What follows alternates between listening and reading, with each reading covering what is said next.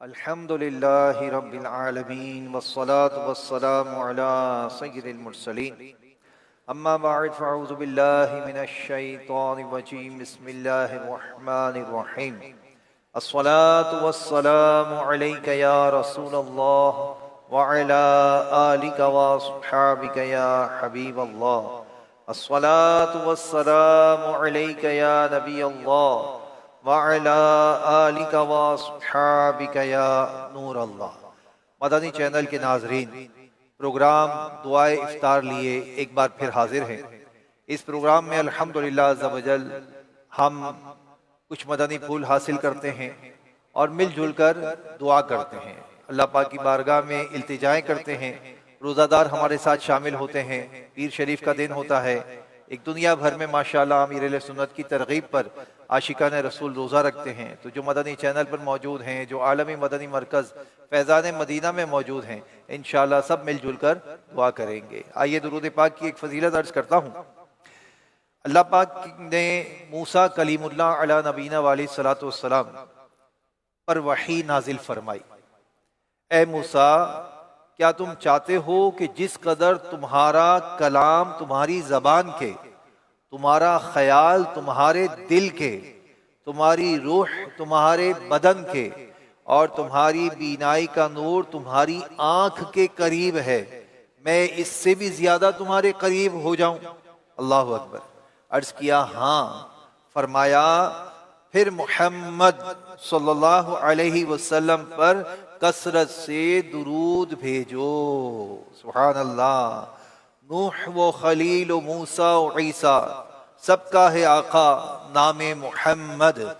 پائیں مرادیں دونوں جہاں میں، جس نے پکارا نام محمد۔ دونوں جہاں میں، دنیا و دی میں، ہے ایک وسیلہ نام محمد۔ رکھو لحد میں جس دم عزیزوں، مجھ کو سنانا نام محمد۔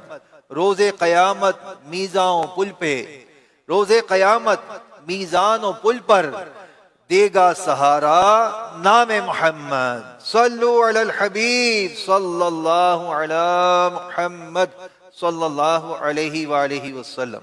اے عاشقان رسول، آج انشاءاللہ الکریم غوث پاک رحمۃ اللہ تعالی علیہ کی ہم نے 11ویں شریف منائی اور آپ کا عرس مبارک منایا گیا۔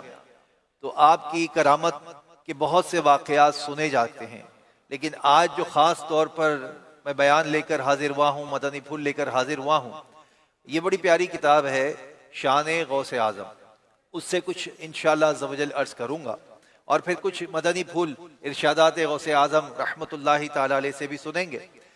شیخ عبد القادر جیلانی رحمۃ اللہ تعالی علیہ نے ایک مرتبہ منبر پر کھڑے ہو کر ارشاد فرمایا، مجھ پر ایک مرتبہ منگل کے دن ظہر کی نماز سے پہلے رسول پاک صلی اللہ علیہ وسلم نے کرم فرمایا۔ سبحان اللہ۔ اپنی زیارت سے نوازا اور ارشاد فرمایا، بیٹا بیان کیوں نہیں کرتے؟ میں نے عرض کی، اے میرے نانا جان، میں عجمی یعنی غیر عربی ہوں، فصحاء بغداد کے بڑے بڑے فصیح یعنی صاف زبان بولنے والوں کے سامنے کیسے بیان کروں؟ تو پیارے آقا صلی اللہ علیہ وسلم نے ارشاد فرمایا، بیٹا منہ کھولو۔ میں نے اپنا منہ کھول لیا تو آپ صلی اللہ علیہ وسلم نے میرے منہ میں 7 مرتبہ لعاب دہن جو ہے یہ ڈال دیا۔ اللہ اکبر۔ یہ لعاب دہن جیسے ہی ڈالا اور ارشاد فرمایا کہ لوگوں کے سامنے بیان کیا کرو اور انہیں اچھی اچھی حکمتوں اور نصیحتوں کے ذریعے راہ خدا کی طرف بلایا کرو۔ سبحان اللہ۔ کہتے ہیں کہ پھر میں نے نماز ظہر ادا کی اور بیٹھ گیا۔ میرے پاس بہت سے لوگ جمع ہو گئے، مجھ پر ایک عجیب سا خوف طاری تھا اور وجدانی سی کیفیت میری ہو گئی تھی۔ کہتے ہیں کہ میں نے اسی وجدانی کیفیت میں دیکھا کہ امیر المومنین مسلمانوں کے چوتھے خلیفہ حضرت علی شیر خدا کرم اللہ وجہہ الکریم میرے سامنے تشریف لائے۔ اللہ اکبر۔ اور فرما رہے ہیں، بیٹا بیان کیوں نہیں کر رہے؟ میں نے عرض کیا اے میرے والد مجھ پر خوف سا طاری ہے. تو آپ نے ارشاد فرمایا اے میرے بیٹے اپنا منہ کھولو. اب عرض کرتے ہیں کہ میں نے منہ کھول دیا اور آپ نے 6 مرتبہ اپنا لعاب مبارک ڈالا. میں نے عرض کیا حضور آپ نے 7 مرتبہ کیوں نہیں ڈالا؟ تو عرض کرنے لگے، فرمانے لگے کہ رسول اللہ صلی اللہ علیہ وسلم کے ادب کی وجہ سے، یعنی انہوں نے 7 مرتبہ لعاب دہن ڈالا تھا، میں نے ان کے ادب کی وجہ سے 6 مرتبہ ڈالا. اللہ اکبر. پھر کہتے ہیں کہ میری آنکھ سے وہ غائب ہو گئے اچانک، اور کہتے ہیں پھر میں نے بیان شروع کر دیا. گویا کہ غوث پاک علیہ رحمہ نے بیان کا آغاز 521 سنہ ہجری میں کیا، اور بغداد معلّہ کا جو مشرق میں ایک محلہ تھا اس کا نام تھا حلبہ نامی محلہ ہے، اور اس میں آپ نے عظیم الشان اجتماع میں پھر بیان کیا. اور اس عظیم الشان اجتماع میں ہیبت اور رونق چھائی ہوئی تھی. اولیاء کرام فرشتے اسے ڈھانپے ہوئے تھے. سبحان اللہ. آپ علیہ رحمہ نے کتاب و سنت کی وضاحت کے ساتھ لوگوں کو اللہ پاک کی طرف بلایا، اور لوگ اطاعت اور فرما برداری کے لیے جلدی کرنے لگے. سبحان اللہ. کیسی تاثیر تھی میرے غوث پاک کی زبان میں، لوگ جلدی کرنے لگے. شہزادہ غوث اعظم حضرت عبد الوہاب رحمۃ اللہ تعالی علیہ فرماتے ہیں کہ والد محترم یعنی حضور غوث پاک رحمۃ اللہ تعالی علیہ نے 521 سنہ ہجری سے 561 سنہ ہجری تک یہ 40 سال واعظ و نصیحت فرمائی. اور آپ کی آواز کا عالم کیا تھا، اللہ پاک نے آپ کو کیا کرامت عطا فرمائی تھی، اور کیا شان تھی آپ کی کہ جب آپ بیان فرماتے جو قریب بیٹھا ہوتا جو سن رہا ہوتا، اور جو دور بیٹھا سن رہا ہوتا، دونوں کو یکساں آواز پہنچتی. آج ہماری تو کیفیت یہ ہوتی، تھوڑا اجتماع بڑا ہوتا، مائک سیٹ لگاتے، ساؤنڈ سسٹم لگاتے، وہ بھی کبھی ہلکی آواز تو کبھی تیز آواز تو کبھی ہمارے مطابق آواز نہیں.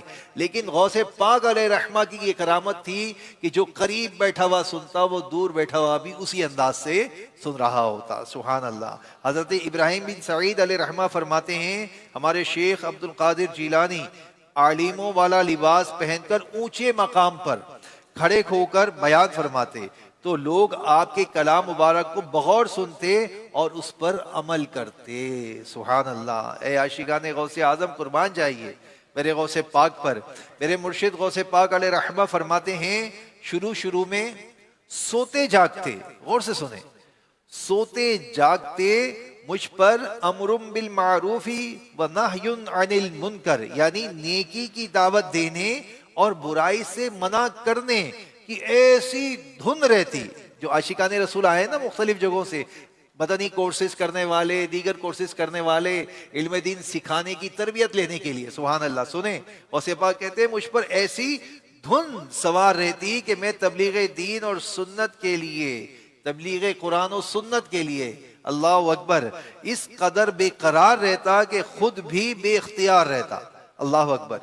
خود پر اختیار نہ رہتا، بلکہ 2-3 لوگ بھی اگر بیٹھے ہوتے تو انہیں قرآن و سنت کی تعلیم دینا شروع کر دیتا.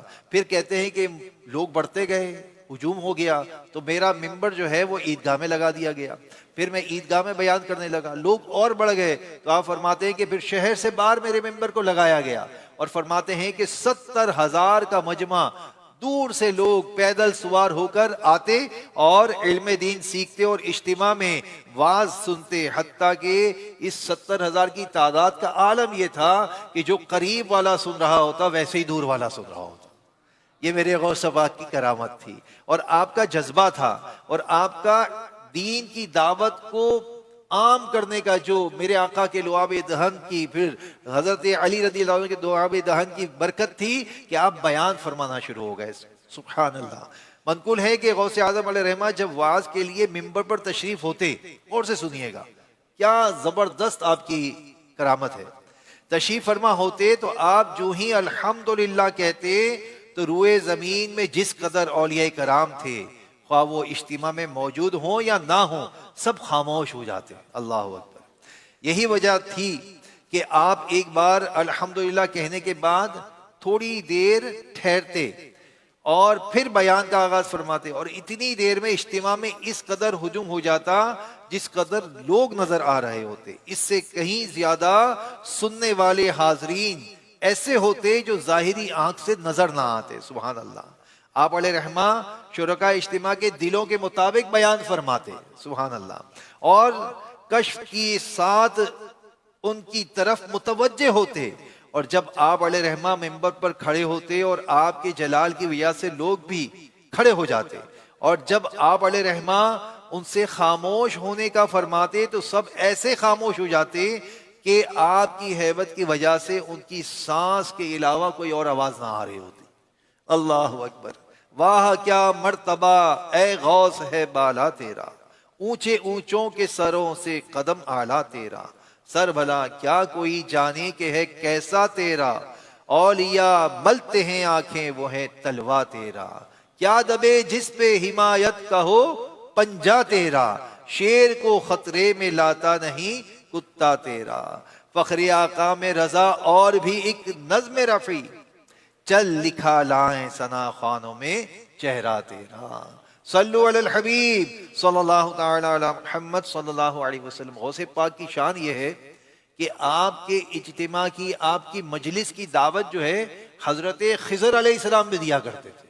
سنیے، حضرت شیخ عبدالحق محدث دہلوی علیہ رحمہ فرماتے ہیں، شہنشاہ بغداد حضور غوث پاک علیہ رحمہ کی مجلس شریف میں تمام اولیاء کرام جسمانی حیات اور ارواح کے ساتھ تشریف فرما ہوتے، اور رسول پاک صلی اللہ علیہ وسلم بھی کئی بار تربیت اور حمایت، اللہ اکبر، فرمانے کے لیے تشریف لاتے۔ حضرت خضر علیہ السلام اکثر اوقات مجلس شریف میں تشریف فرما ہوتے، اور نہ صرف خود تشریف فرما ہوتے بلکہ اس دور کے جس بھی بزرگ سے آپ کی ملاقات ہوتی، آپ علیہ رحمہ کی ملاقات ہوتی تو ان کو بھی مرشدی غوث پاک کی مجلس میں حاضر ہونے کی تاکید فرماتے۔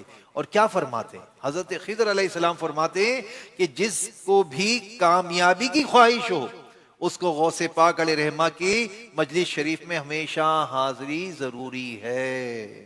سبحان اللہ۔ میرے مرشد غوث پاک رحمۃ اللہ تعالی علیہ ایک دن بیان فرما رہے تھے، بڑے غور سے سنیے، کہ ہم تو یہاں جاگتے وہ کو دیکھتے ہیں نا، غوث پاک جو شخص خواب میں جو دیکھ رہا ہے آپ اسے بھی ملاحظہ فرما لیتے تھے۔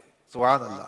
میرے مرشد غوث پاک علیہ رحمہ ایک دن بیان فرما رہے تھے، اور آپ کے مرید خاص جو تھے، جو پہلے خلیفہ ہیں حضرت علی بن حیتی علیہ رحمہ، آپ کے قریب بیٹھے ہوئے تھے کہ ان کو نیند آ گئی، بیٹھے بیٹھے ان کو نیند آ گئی۔ میرے مرشد غوث پاک علیہ رحمہ نے اہل مجلس سے فرمایا خاموش رہو، ان کو نیند آئی، آپ نے فرمایا خاموش رہو، اور پھر ممبر سے نیچے تشریف لے آئے، اور علی بن حیتی کے سامنے باادب کھڑے ہو گئے اور ان کی طرف دیکھتے رہے۔ جب علی بن حیتی خواب سے بیدار ہوئے تو حضور غوث پاک رحمۃ اللہ تعالی علیہ نے ان سے فرمایا، کیا فرمایا سنیے، کیا آپ نے خواب میں اللہ پاک کے پیارے نبی صلی اللہ علیہ وسلم کو دیکھا ہے؟ اللہ اکبر۔ انہوں نے جواب دیا، جی ہاں۔ آپ علیہ رحمٰ نے فرمایا، میں اسی لیے تو با ادب کھڑا ہو گیا تھا۔ پھر آپ نے پوچھا کہ نبی پاک صلی اللہ علیہ وسلم نے آپ کو کیا نصیحت ارشاد فرمائی؟ تو انہوں نے عرض کی، آپ صلی اللہ علیہ وسلم نے فرمایا کہ شیخ عبد القادر جیلانی رحمت اللہ تعالی کی خدمت میں حاضری کو لازم کر لو۔ اس کے بعد لوگوں نے شیخ علی بن حیتی سے پوچھا کہ حضور غوث پاک کے اس فرمان کا کیا مطلب تھا کہ میں اسی لیے بادب کھڑا ہو گیا؟ تو ولی کامل شیخ علی بن حیتی علیہ رحمہ نے فرمایا، میں جو کچھ خواب میں دیکھ رہا تھا حضور سیدی غوث پاک علیہ رحمہ اس کو جاگتی آنکھوں سے بیداری میں دیکھ رہے تھے۔ سبحان اللہ، کیا مرتبہ تھا غوث پاک کا۔ وَرَفَعْنَا لَكَ ذِكْرَكَ کا ہے سایہ تجھ پر، بول بالا تیرا ذکر ہے اونچا تیرا۔ صلو علی الحبیب صلی اللہ تعالی علی محمد صلی اللہ علیہ وآلہ وسلم۔ غوث پاک علیہ رحمہ کے بارے میں ہے کہ حضرت عبد الوہاب شعرانی علیہ رحمہ لکھتے ہیں کہ شیخ عبد القادر جیلانی علیہ رحمہ 13 علوم پر تقریر فرمایا کرتے تھے۔ 13 علوم پر ایسی دسترس تھی کہ آپ تقریر فرمایا کرتے تھے، اور حضور غوث پاک کے مدرسے میں لوگ آپ سے تفسیر، حدیث، فقہ اور علم الکلام پڑھتے تھے۔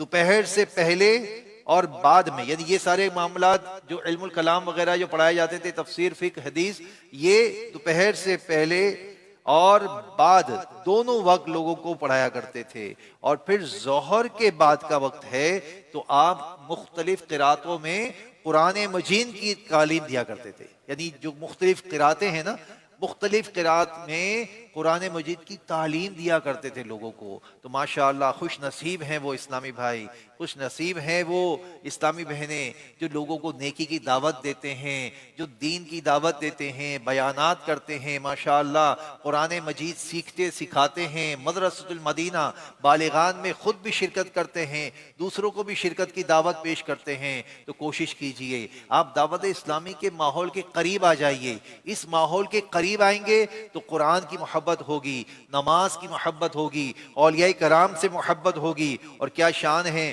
ہمارے غوث پاک علیہ رحمہ کے کچھ ارشادات جو ہے، چونکہ اس مرتبہ جو رسالہ ملا ہے امیر سنت کی جانب سے مطالعے کے لیے، اس کا نام بڑا خوبصورت ہے اور اس رسالے کا نام ہے 25 ارشادات غوث اعظم. اس سے میں آپ کو کچھ ارشادات پیش کرتا ہوں اور غور کیجئے غوث پاک کے ان ارشادات میں کیسی حکمتیں پوشیدہ ہیں اور غوث پاک علیہ رحمہ کس طرح امت کی تربیت فرماتے ہیں. آپ فرماتے ہیں عزت و کرامت کا تاج، اللہ اکبر، اللہ پاک کی صبح و شام فرما برداری کرتے رہو. جب تم ایسا کرو گے تو عزت اور کرامت یعنی بزرگی کا تاج تمہارے سر پر ہوگا. اللہ اکبر، اللہ اکبر. ایک اور مقام پر ارشاد فرماتے ہیں جب تو اللہ پاک کے حکم کا پابند ہو جائے گا، جب تم اللہ پاک کے حکم کا پابند ہو جائے گا تو تمام کائنات تیرا حکم مانے گی. اللہ اکبر. ایک اور مقام پر عقل مندی کی وجہ بڑی پیاری ارشاد فرماتے ہیں. عقل مند کہنے کی وجہ، عقل مند کو عقل مند اس لیے کہا جاتا ہے کہ اس کی نظر کاموں کے انجام پر ہوتی ہے. یعنی عقل مند جب سوچتا ہے، کسی بات کو غور کرتا ہے تو وہ اس کے انجام کو بھی ذہن میں رکھتا ہے، جبھی تو وہ عقل مند ہوتا ہے. اور ایک اور بڑی پیاری بات ارشاد فرمائی کہ اگر کوئی بندہ مرتبہ چاہتا ہے نا تو اسے عاجزی اختیار کرنی چاہیے. اور عاجزی کہتے کس کو ہے یہ سنیں غوث پاک فرما رہے ہیں. فرماتے ہیں عاجزی یہ ہے کہ بندہ جس سے ملے اس کو اپنے آپ سے بہتر جانے اور یہ سوچے کہ ہو سکتا ہے اس شخص کا اللہ پاک کے یہاں مجھ سے بڑھ کر زیادہ مقام ہو. سبحان اللہ. یعنی ہر مسلمان کی عزت کریں اور مسلمان کو اپنے سے اچھا تصور کریں. سبحان اللہ. ایک اور مقام پر آپ بڑی پیاری بات ارشاد فرماتے ہیں مسلمان کے لیے ہر حالت میں 3 چیزیں ضروری ہیں. جو سمجھے آج کے پورے بیان کا کنکلوژن ان 3 باتوں میں ہے. غور کر لیجئے. آپ فرماتے ہیں مسلمان کی ہر حالت میں 3 چیزیں ضرورت ہے. وہ کیا ہیں؟ نمبر 1 اللہ پاک کے حکم پر عمل کرنا. نمبر 2 اس کی منع کی ہوئی باتوں سے بچنا. اللہ پاک کے حکم پر عمل کرنا اور اس کی منع کی ہوئی باتوں سے بچنا. اور تیسری بات ارشاد فرمائی کہ اللہ پاک کی رضا پر راضی رہنا. اللہ پاک کی رضا پر راضی رہنا مختلف اقوال اس میں ملتے ہیں کہ بندہ جس حال میں ہو، جس کیفیت میں ہو، اللہ پاک سے راضی رہے. میرا رب راضی، میں بھی راضی. اس حال میں میرا رب مجھ سے خوش ہے، میں بھی خوش. تو اس طرح غوث پاک علیہ رحمہ ایک اور بات ارشاد فرماتے ہیں. سبحان اللہ. بغیر محنت کے تو دنیا بھی نہیں ملتی. ہم دنیا حاصل کرنے کی کوشش کرتے ہیں تو اس کے لیے محنت کرتے ہیں نا، تگ و دو کرتے ہیں، کوشش کرتے ہیں. تو غور کریں غوث پاک فرماتے ہیں جب یہ فانی یعنی ختم ہونے والی دنیا یہ بھی بغیر محنت کے نہیں ملتی تو جنت جو کہ ہمیشہ باقی رہنے والی ہے وہ بغیر محنت کے کیسے ملے گی. یعنی بندہ خوب عبادت کرے، کوشش کرے تو جنت پانے کے لیے خوب عبادت اور ریاضت کرنی ہے. اور یقین جانیے تھوڑے سے رزق پر راضی رہنے والا کتنا خوش نصیب ہوتا ہے. آپ فرماتے ہیں تھوڑے رزق پر خوش رہ اور اس کو لازم پکڑ لے یہاں تک کہ تیرا وقت پورا ہو، یعنی تو فوت ہو جائے اور پھر تجھے اس سے بہتر کی طرف لوٹایا جائے. سبحان اللہ.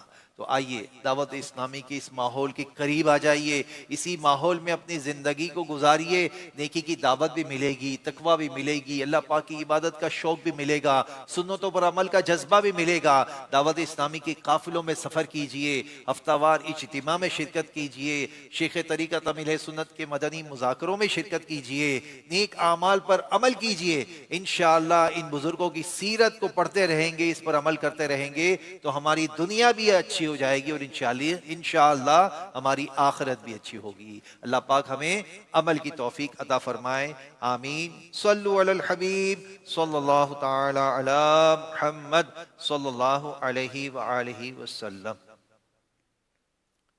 بسم اللہ الرحمن الرحیم، الحمدللہ رب العالمین، والصلاة والسلام علی سید المرسلین، جزا اللہ عنا سیدنا و مولانا محمد صلی اللہ تعالی علیہ وسلم ما هو اہلہ۔ استغفر اللہ استغفر اللہ استغفر اللہ۔ اللہم انت السلام و منک السلام، تبارکت یا ذا الجلال والاکرام۔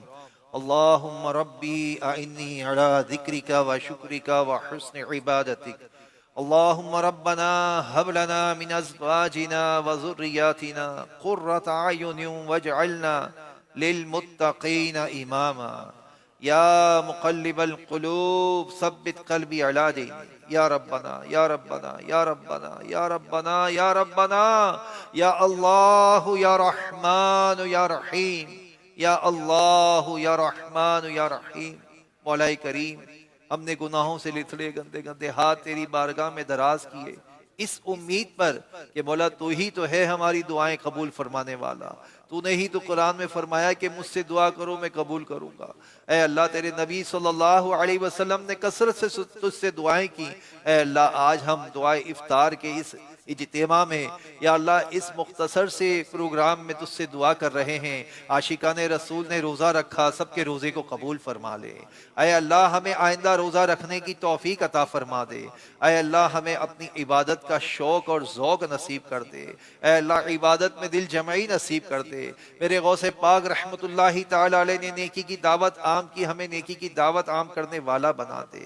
اے اللہ، انہوں نے گناہوں سے لوگوں کو بچایا، ہمیں بھی نیکی کی دعوت عام کرنے اور برائی سے بچانے والا بنا دے۔ اے اللہ، میرے غوث پاک علیہ رحمہ نے یا اللہ مجاہدات کیے، ریاضات کی، یا اللہ اتنے عالی شان آپ کے فرمان ہیں، اے اللہ ہمیں ان پر عمل کرنے کی توفیق عطا فرما دے۔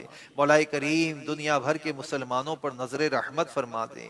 جو مشکل میں ہیں یا اللہ مشکلیں آسان کر دے، جو بیمار ہیں شفا دے دے۔ اے اللہ، ہماری مغفرت فرما دے، ہمارے ماں باپ کی مغفرت فرما دے، ہمارے اہل و عیال کی مغفرت فرما دے، ہمارے بھائی بہنوں کی مغفرت فرما دے۔ اے اللہ، میرے آقا صلی اللہ علیہ وسلم کی ساری امت کو بخش دے۔ مولا کریم، اپنے کرم سے، اپنے فضل سے سیلاب زدگان کی مشکل کو آسان کر دے۔ یا اللہ، جہاں زلزلے آ رہے ہیں یا اللہ اپنا امان عطا کر دے۔ اے اللہ، غزہ فلسطین کے مسلمانوں کی غیب سے مدد فرما دے، ان کے لیے خیر اور عافیت کا معاملہ فرما دے۔ اے اللہ، ان کو اچھا بہترین نعم البدل عطا کر دے۔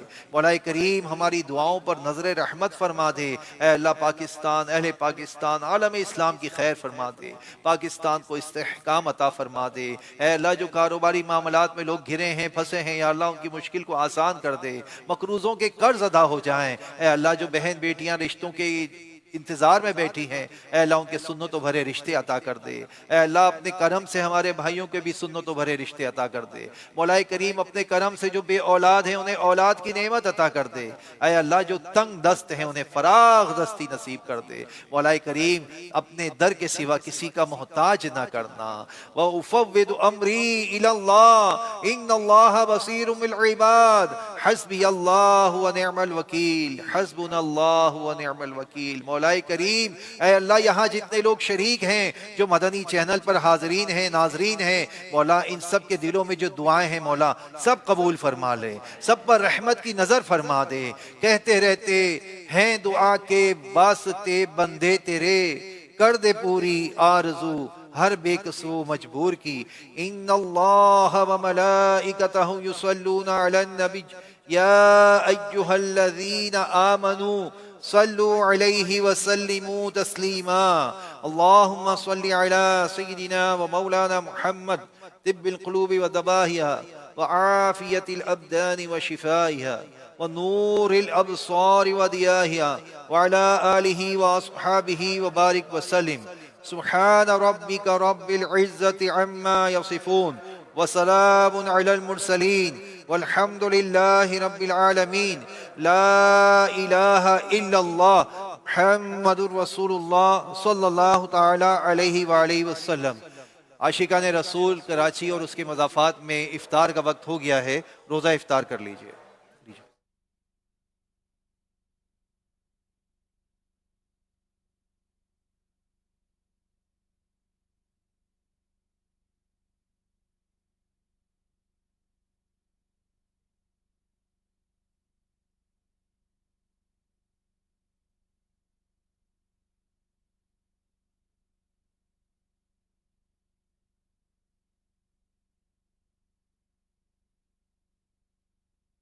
دعاؤں میں افطار کی رقتیں ہیں، مناجات میں کس قدر لذتیں ہیں. دعاؤں میں افطار کی رقتیں ہیں.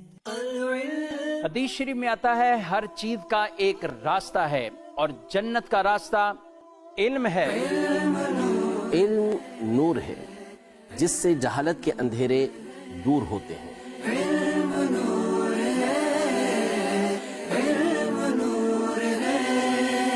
سوال آدھا علم ہے. برس رہا